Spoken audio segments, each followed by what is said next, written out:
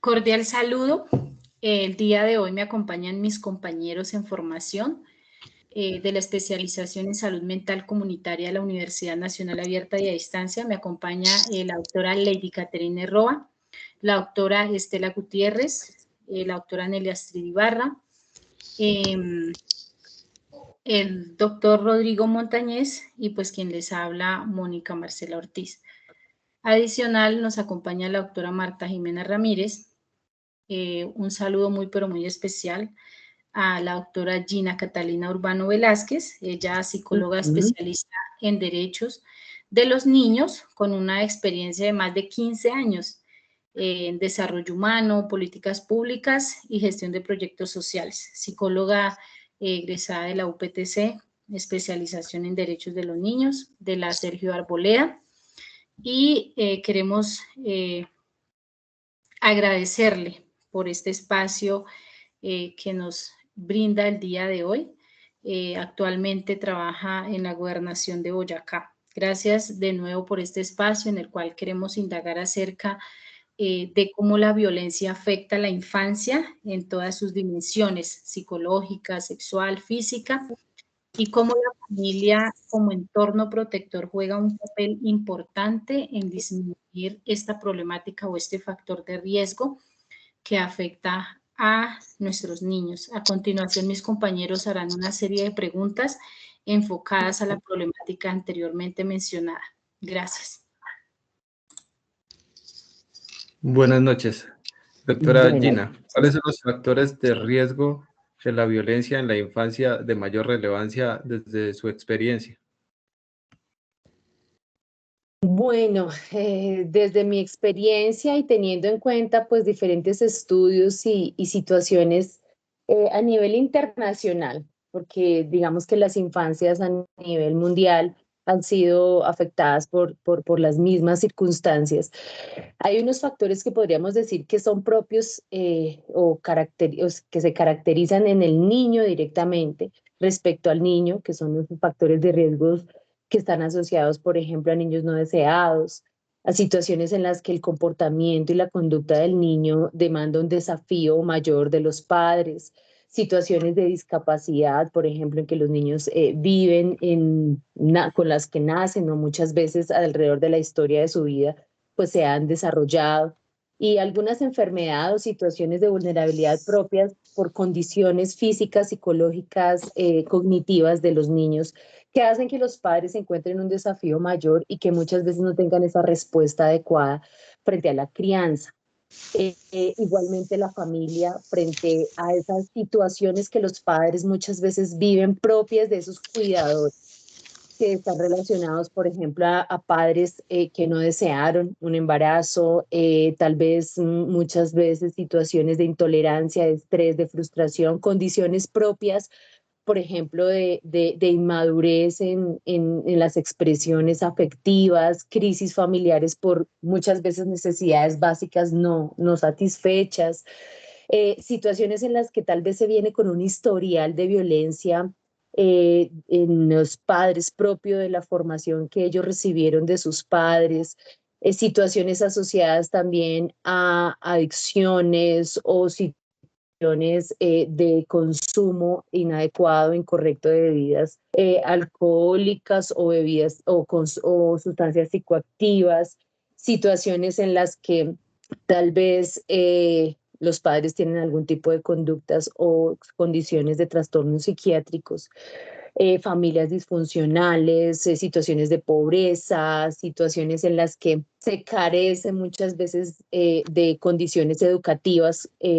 propias de los padres para que puedan realmente brindarles una educación adecuada a los niños. Son esos factores muchas veces sociales como el desempleo, el hacinamiento, situaciones de pronto económicas difíciles, muchas veces situaciones en las que se exponen a los niños como la migración, condiciones muchas veces en las que se encuentran en la ruralidad, divorcios, deudas que ya vienen con el paso del tiempo. Entonces vemos que son muchas de las situaciones y muchas de las condiciones que representan un factor de riesgo propios de los padres y pues sociales o comunitarias. Mi doc, y de acuerdo a todo lo que su merced nos acaba de contar, ¿cuáles serían las herramientas o metodologías que son utilizadas para intervenir este tipo de violencia?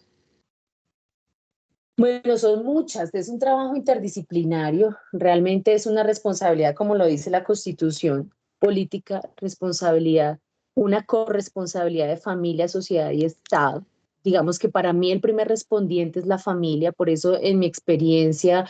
y digamos que en todo lo que compete al Sistema Nacional de Bienestar Familiar, busca garantizar que los niños crezcan en un entorno protector, que en este caso es la familia como primero, pero obviamente la sociedad y el Estado tiene que garantizar eso, y nosotros como primeros respondientes frente a esa garantía de derechos buscamos fortalecer primero ese entorno socializador como primer lugar que garantiza los derechos y la plenitud de derechos, el disfrute de derechos de niños, niñas y adolescentes, en este caso pues también adolescentes. Entonces, el fortalecimiento familiar es algo vital. Realmente la familia se convierte en el primer entorno que debemos proteger. ¿De qué manera? Garantizando que los padres cuenten con las herramientas necesarias para la crianza. Hemos venido trabajando diferentes herramientas que permitan, por ejemplo, desvirtuar muchas veces conductas heredadas acerca de lo que es la crianza, acerca de lo que es los estilos de crianza que están relacionados con la violencia y se han normalizado. Por ejemplo, si hablamos de nuestro contexto boyacense,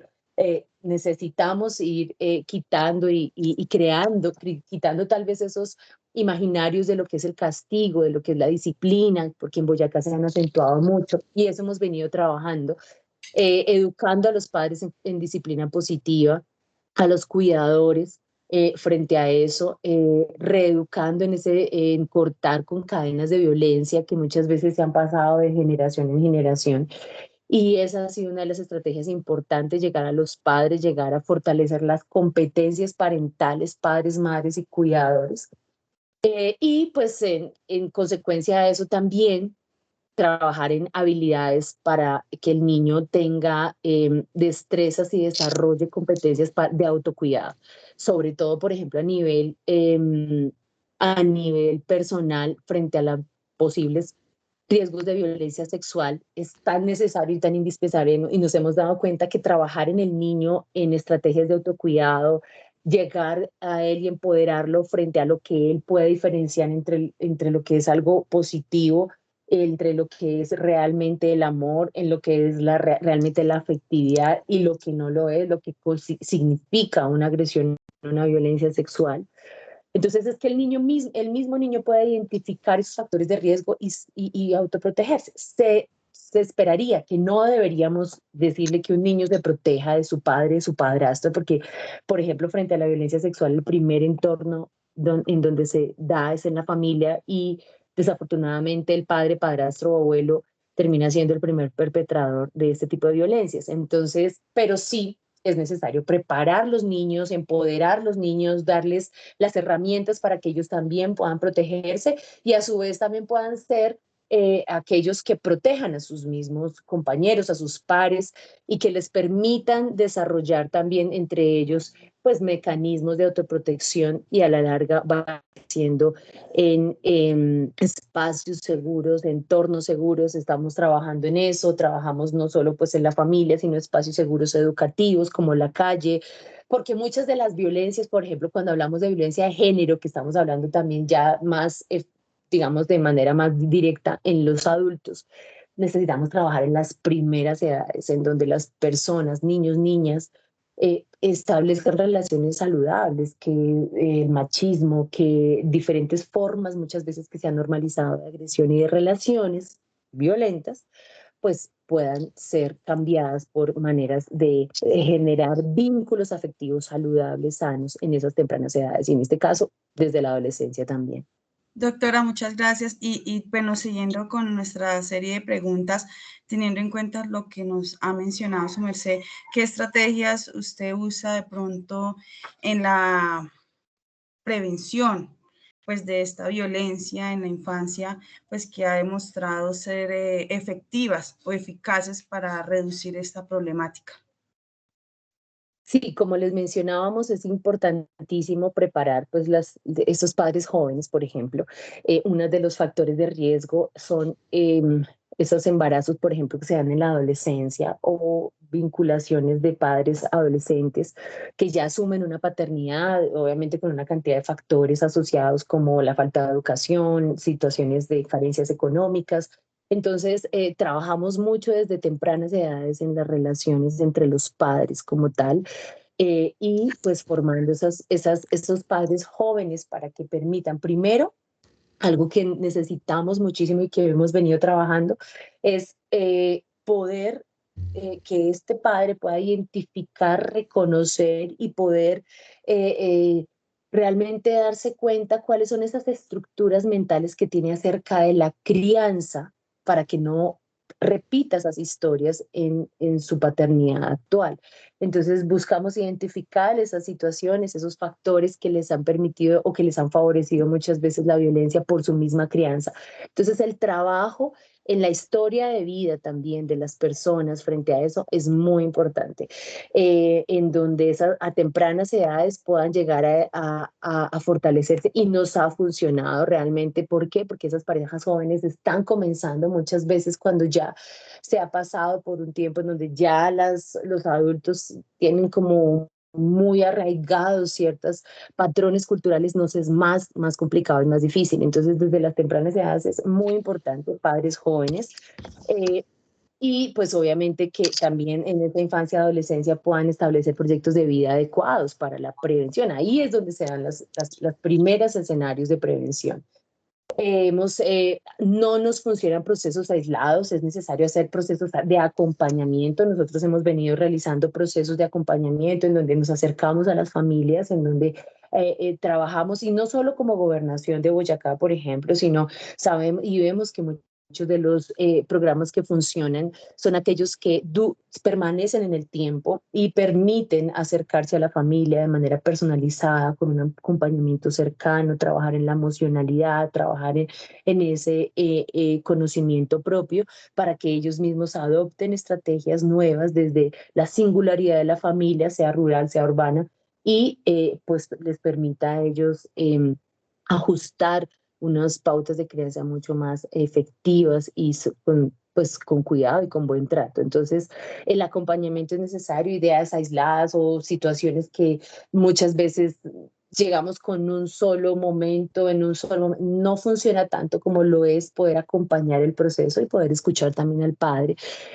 porque a veces el tema solo punitivo o el decir tal vez vas a ser castigado como padre, bueno, sirve de alguna manera para poder crear una alerta, pero la gente necesita educación y eso es lo que venimos trabajando mucho. Doctora, Yo creo desde su punto de vista, ¿cómo las entidades, actores y profesionales abordan esta problemática interviniendo de manera integral a las víctimas y sus familias o cuidadores? Bueno, nosotros tenemos todo lo que es el sistema de responsabilidad, perdón, el sistema de bienestar familiar que de alguna manera está establecido o es la manera en cómo a nivel nacional todos los actores confluyen, todos los agentes responsables de la protección y de derechos confluyen, que termina también decantando en la Ley de Infancia y Adolescencia, en el Código de Infancia y Adolescencia, que es la Ley 1098/2006, que establece los responsables y hace cumplir esas leyes que les permite a los niños la garantía de sus derechos, a niños, niñas y adolescentes. Entonces, en ese sistema de responsabilidad en el que se encuentran el gobierno nacional, el gobierno departamental, los gobiernos territoriales, hablando de alcaldías municipales, confluyen y articulan y se coordinan para que puedan pues darse ese cumplimiento de la protección integral. En prevención, entonces trabajamos con las políticas públicas, hay una política pública nacional de infancia y adolescencia, hay unas políticas públicas regionales, hablando desde el punto de vista departamentales, que permiten trabajar en línea y permite generar unos recursos para que pueda hacerse esa garantía de derechos. En prevención directamente como una primera línea importantísima, y el fortalecimiento familiar en esos ámbitos nacional, departamental, y en el caso pues de los municipios o los territorios o el distrito, los distritos o las capitales. Y ahí confluyen también aquellos entes gubernamentales como la Fiscalía, que ya actúa de una manera mucho más, tal vez cuando ya ocurren situaciones y garantizan, tal vez cuando ya hay una víctima y hay un victimario, pues hacen todo un proceso de articulación en esos aspectos, las comisarías de familia, y todos son agentes e instancias que coordinadas y trabajo conjunto responden a unas políticas públicas, por ejemplo, una política pública como la política de fortalecimiento familiar a nivel nacional,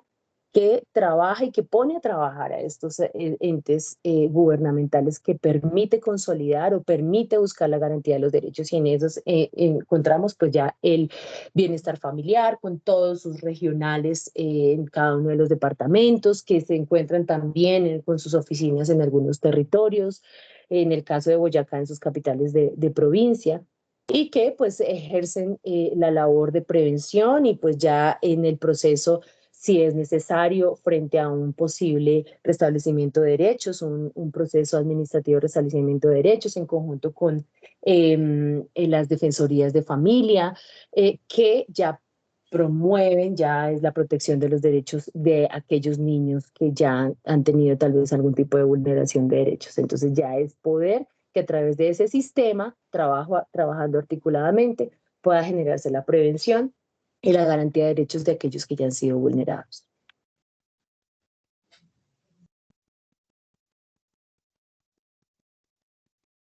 Lady. Tienes el micrófono silenciado, Lady. No te estamos escuchando. Perdón. Veo que ya con toda la información que nos brinda la doctora, le dio respuesta a mi pregunta, la cual era el papel fundamental que cumple la familia como primer entorno protector en el cuidado de los hijos en la infancia, y así la violencia en los entornos, empezando por el hogar. Pues para mí ya le dio respuesta. Vale, gracias doctora por tan valioso espacio.